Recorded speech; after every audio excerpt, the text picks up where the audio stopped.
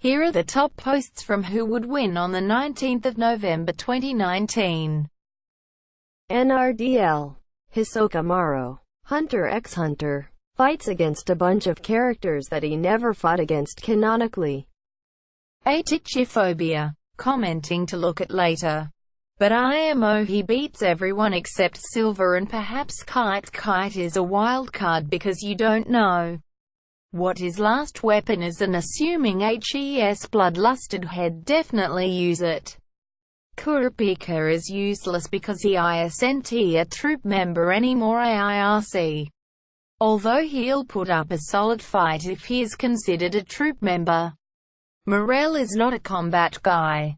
Hisoka's strength is the fact that HES incredibly cunning and Silver is, I believe, on that same level of intellect considering his profession.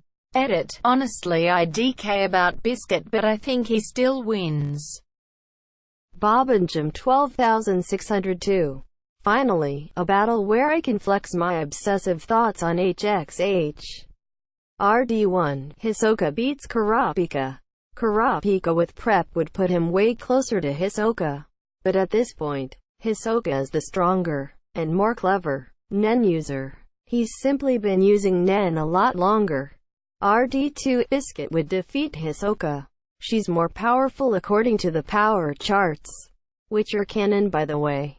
And she's very experienced. Not to mention, she trained in Shingon Ryu under Netero himself. Hisoka is clever, but so is Bisky, and she's stronger. Hisoka himself is tied with Razor. Fans don't like to admit it, but Biscuit is among the strongest characters currently in the series. Definitely within the top 10. Probably at number 10. RD3. Hisoka likely beats Kite. But Crazy Slots definitely makes it difficult. This could end up a standstill.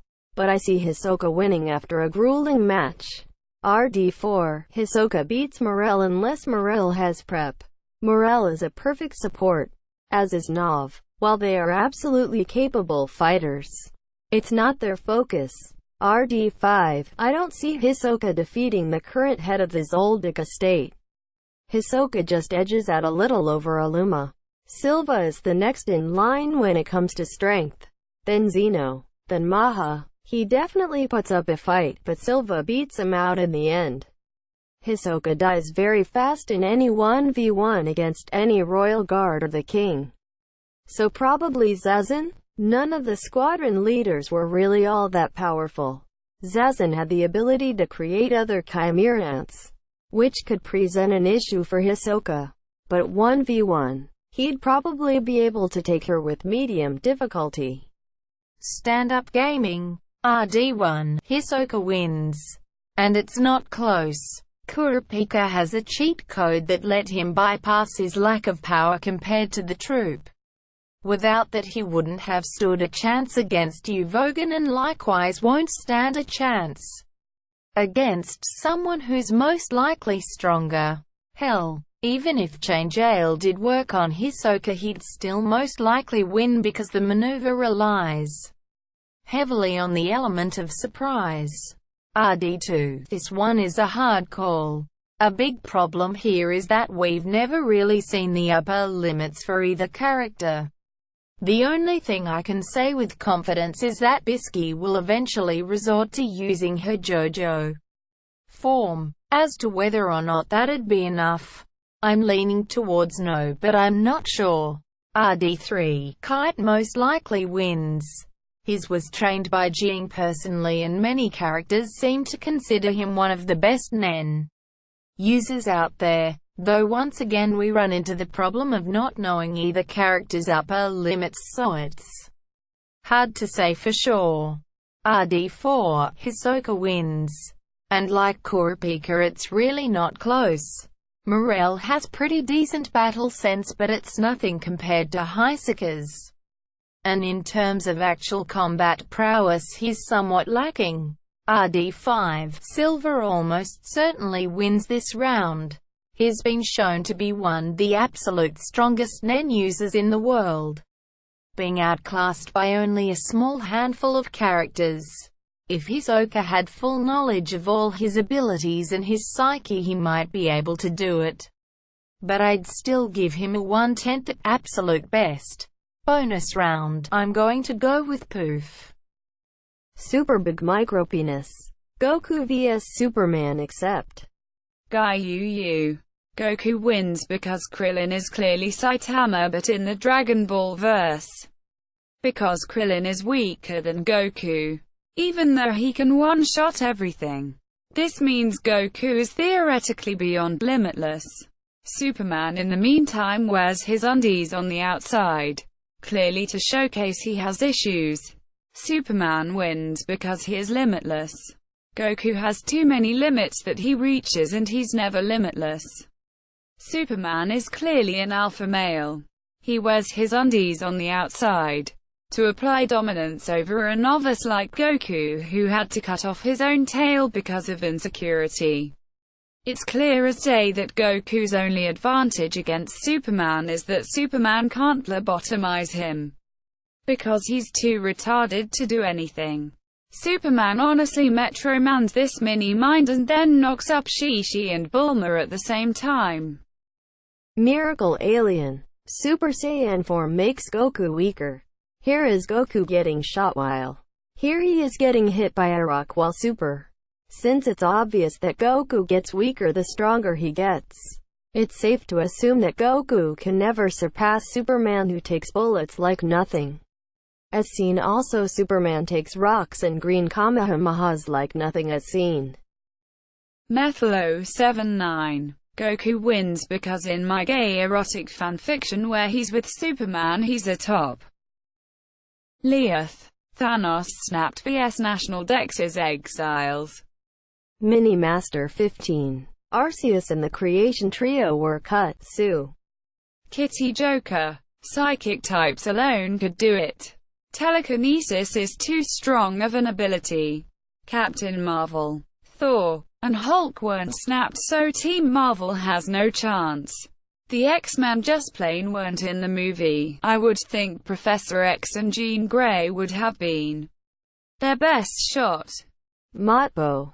Snapped on screen. Black Panther, Doctor Strange, Drax, Falcon, Groot, Wasp, Mantis, Nick Fury, Maria Hill, Scarlet Witch, Shuri, Spider-Man, Star-Lord, Bucky, various other less important characters, such as Hawkeye's family and around half of the Wakandan army. Pokémon cut from the latest games. Literally around 450 Pokémon. Even removing legendaries, the sheer number of Pokémon would completely demolish the on-screen. Snapped. Most of the Avengers would get easily 1v1'd by a relatively low-powered Pokémon, and there would still be the rest of them to deal with. Even half of a Wakandan army can't really do much to some of the more powerful Pokémon. Especially if we were to give them Mega Evolutions and Z moves, which were also cut. It also depends on what feats you'd take as canon for Pokémon though, because anime feats differ wildly from Pokédex feats, which differ wildly from game mechanics. Each source has different stupid ways that Pokémon show that they're busted strong. For example, an in-game Hitmonchan can literally one-punch the god of the universe if it's trained in a particular way, or the classic lantern emitting universe-scale energy in one of the Pokédex entries in Magcargo being hotter than the surface of the sun. TL. Dr. Avengers can't even stomp Thanos' army of Outriders, most of which aren't stronger than your average Sandshrew. The Behemoth, Leviathan things are cool, but none of the Snap characters in particular are really able to contest them, so that's irrelevant. Meanwhile, Pokémon have more numbers and therefore more versatility. Not to mention a vast majority of Pokémon outspeeding and overpowering most Avengers. Although I do see a chance of Strange doing some time stone fuckery. At the time of getting turned to dust, Dr. Strange was not in possession of the Time Stone, so he's greatly nerfed in this fight. From seeing him use his full attention on holding back the water in Endgame. I don't believe it would take more than a couple of water types to completely overwhelm Doctor Strange. The only other heavyish hitter is Scarlet Witch, who was shown to be overwhelmed by Proxima Midnight, who only had slightly superhuman speed. Considering she had to take Black Widow seriously, Scarlet Witch would easily be taken down by a quick Pokémon like Mienshao, without a good chance to do serious damage to any powerful Pokémon. Dane Gur. JoJo fandom vs Rick and Morty fandom. Kerosene Kero Sensei. JoJo fans stomp. They literally cannot shut up about their show, while the Rick and Morty fanbase is actually more laid back. Eric. I love how no one here is answering the specific questions asked lol. Bad Karma 59. JoJo fans definitely win this, they're the reason I still haven't watched the show yet. Nanorobotic Army. Disney vs. DreamWorks Animated Villain Battle Royale. Not Bobby 125. Round 1. Shan Yu was a big dude with a scary Hun army, but alone is just a big dude. Tai Lung is an army. He took out the entire army of guards with a combination of quick thinking, enough strength to lift several ton boulders, and the speed to dodge. Tai Lung wins by a landslide. Round 2. Judge Claude Frollo personally is physically stronger, but his army appears to be lightly armored local, and he is never seen commanding that many of the Monsieur Farquaad appears to have an actual army of soldiers armed in full. Farquaad would lose individually, but he should win the fight of army versus army. Round 3. Governor Radcliffe's forces are made up of mostly civilian miners and colonists wielding 16th century flintlock weapons. The colonel is leading a regiment of 19th century U.S. cavalry with Springfield Model 1873 and revolvers. Not to mention, he also has cavalry troops. The colonel wins since he has better weapons and actual troops rather than a hastily organized militia. Round 4. Monsieur. This is a tricky one. By Hercules' rules, gods can only be killed if they've been fed they drink Hades' mortality juice. Eris' only known weakness is that once she gives her word, she is bound to it. We also don't see either of them fighting directly as much, both spending their movies behind the scenes trying to manipulate events. I'm just going to say not enough data on this one. Round 5. Titan is super strong and fast, but Syndrome was able to catch both the super strong Mr. Incredible and the super fast Ash with his 0-point energy weapons. Now Syndrome doesn't have a way kill Titan, but he can prevent Titan from moving indefinitely. Titan could use his heat vision, but Syndrome managed to kill Gazer Beam, so probably has some kind of countermeasure. If nothing else, just face Titan away from him. Syndrome wins. Round 6. This one would require me to watch or at least heavily research Monster vs. Aliens. So, no. Bibliophile 785. I don't watch nearly enough cartoons to weigh in here, but I wanted to compliment the prompt. This is fun and well thought out. Thanks for watching. Don't forget to like and subscribe.